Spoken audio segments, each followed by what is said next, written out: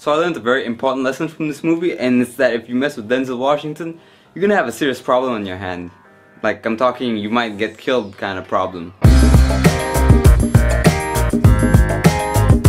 So The Equalizer is based on an old TV show and stars Denzel Washington. No, not the old TV show, this show. I mean this movie. And he's basically this quiet guy living his own life, you know, keeping to himself. So his life is actually pretty boring. Like, he has a routine, he goes to work, and at night he'll go to this diner and have tea. Chloe Moretz works for like the Russian mafia, and one day they decide to beat her up, and Denzel decides to do something about it.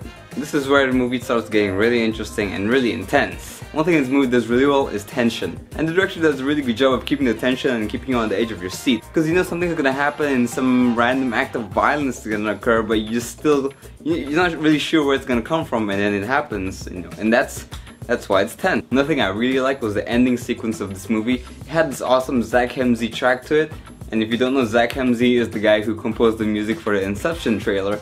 So yeah, he actually does a lot of other music, and one of his tracks that I happen to recognize was used in the final sequence of this movie, which I thought was really fitting given how they directed and shot that final sequence.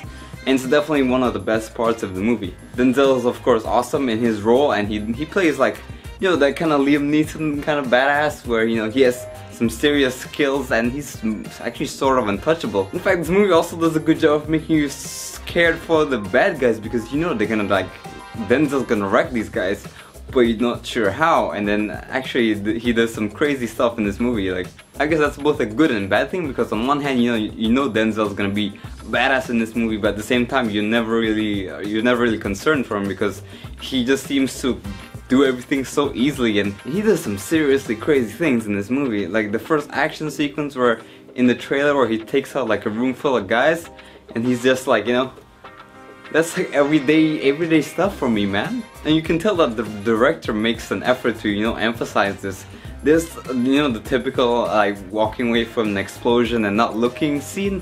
There's one of those, and you can't help but, you know, think like, wow, Denzel is freaking crazy. The story is really nothing quite new, but it is well done. It's simple, it's well done, it's very character driven, and the movie does make a point, or at least a decent enough effort to make you care about, you know, Chloe Moretz, and of course what happens to her, and you know how Denzel, why Denzel is doing all this like crazy stuff, taking out the Russian mob and stuff, just for this random girl that he knows from the diner that he goes to. The bad guy was pretty good as well. I mean, he wasn't phenomenal, but he served his purpose well, and he was believable. I can't say there were really any bad points about the movie, and maybe it's a bit slow at the beginning though, because it does try to, you know, make an effort to let you kind of get to know these characters first before they throw the main story and situation in. And if you guys were expecting like a really high action-packed movie, this isn't quite it. Even though the trailer might sell it that way, it's not really that action-packed. I mean, there's definitely some action here, don't get me wrong, but it's usually over really quick or kind of brief. But it's good because it's not like, you know, an action scene that they drag out throughout the movie, and every conflict has reason to happen. And at no point did it feel like he just tacked on an action scene for the sake of having an action scene. But overall, I ended up liking The Equalizer a lot more than I thought I would.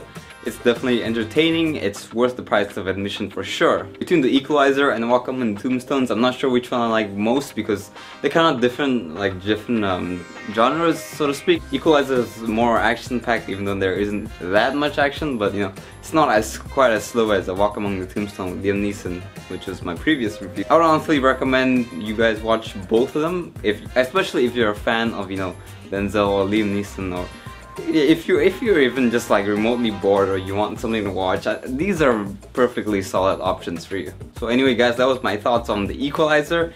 If you've seen it, leave a comment down below. I want to know what you guys think of the movie. Do you like The Equalizer? Do you think Denzel's a freaking badass?